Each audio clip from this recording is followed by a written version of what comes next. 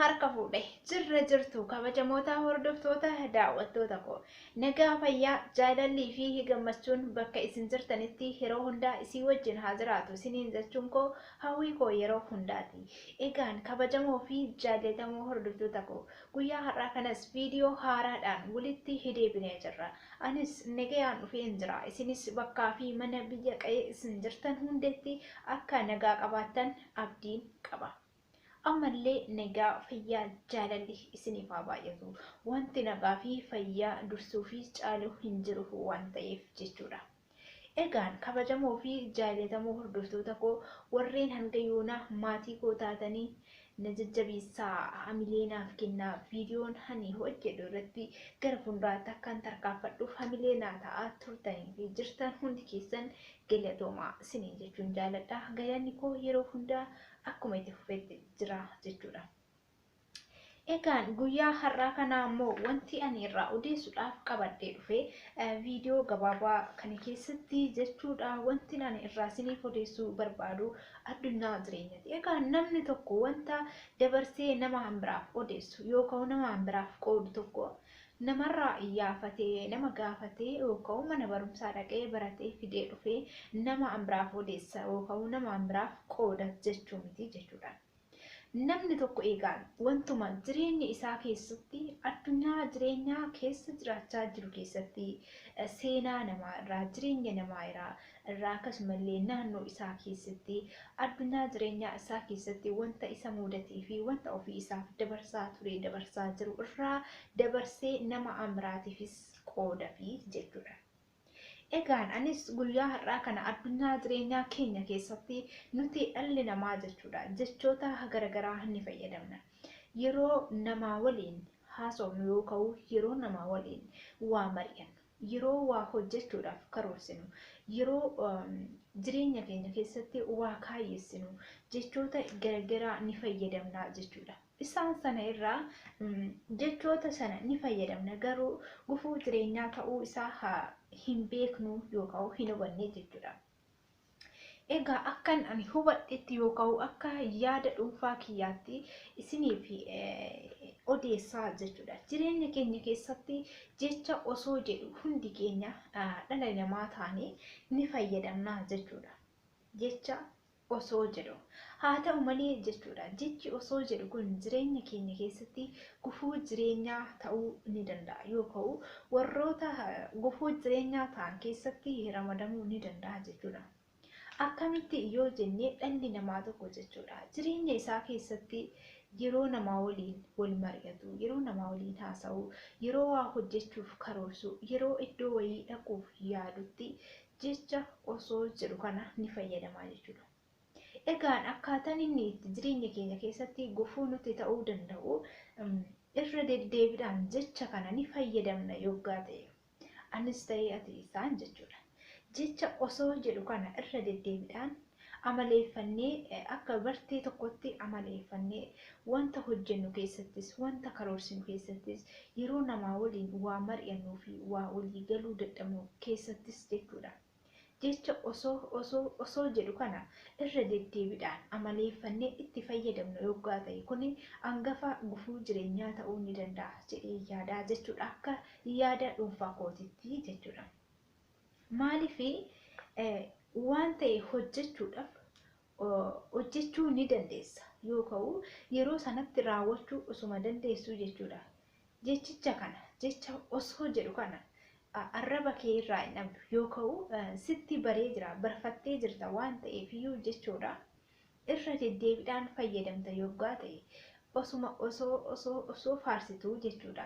Wanta yaaddesanii fi wanta karoorsitee galmaan odoo hin gahin si jalaa hafuutii danda'a jechuudha. Kanaaf iyyuu jireenya kee keessatti jechi osoo jedhu kun shakkii waa qaba jechuudha. Isa kana irra deddeebiidhaan osoo fayyadamuu baannee jireenya keenya keessatti murteessaadha gaariidhas jedheetii ni yaadaa jechuudha. Inni biraa immoo beellama jireenyaati.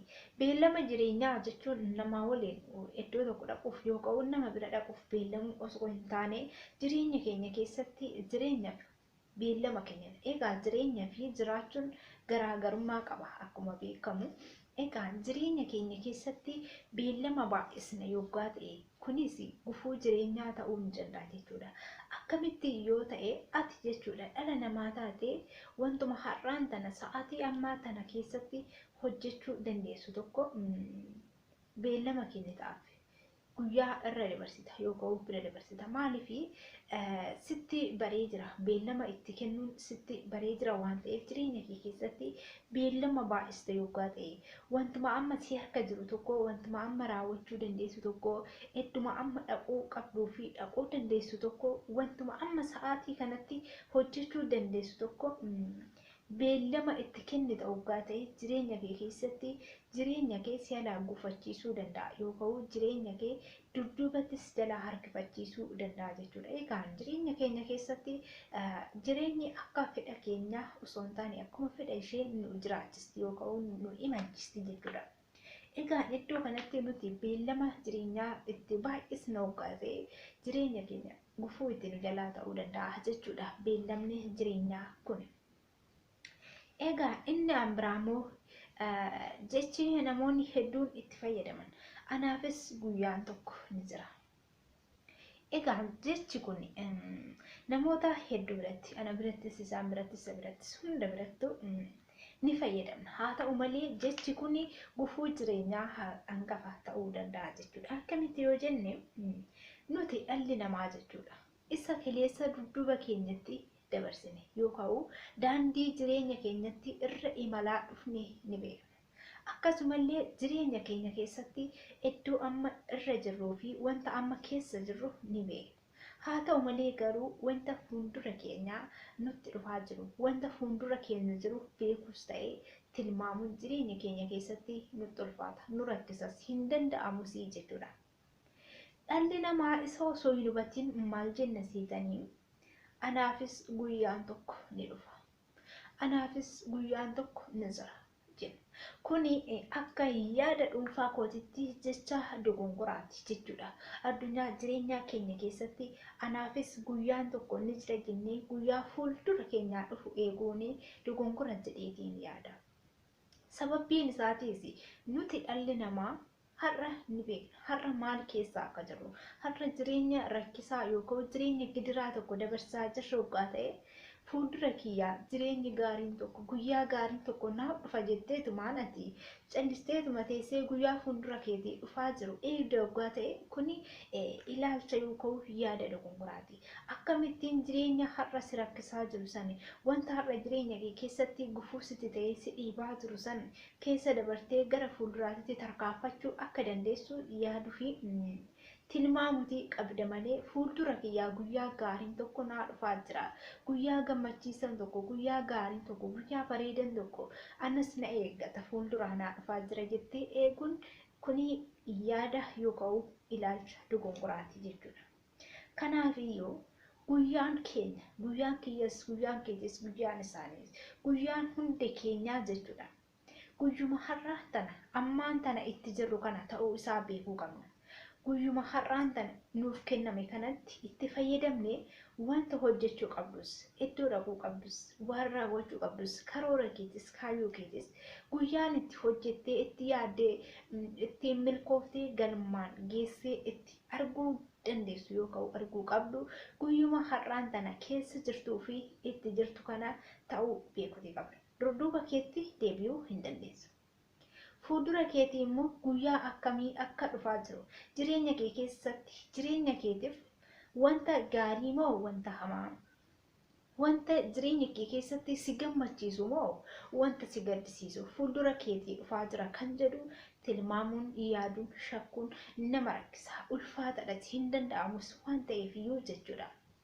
Guyyuma har'aan tana itti jirru guyyuma har'aan tana keessa jirruu fi irra jirru kana guyyaa keenya ta'uu isaa beekuudhaan wanta hunduma isaa guyyuma har'a irra jirru kana raawwachuu fi taasisuun gochaan jechaan qofa osoo hin taane waan yaadde fi hawwite karoorsite tokko guyyaan ati itti taasisuu qabdu guyyaa siif kenname guyyaa keeti kan jedhame guyyuma har'a keessa jirtuu fi irra jirtu kana ta'uu isaa beekuun murteessaadha barbaachisaa jechuudha.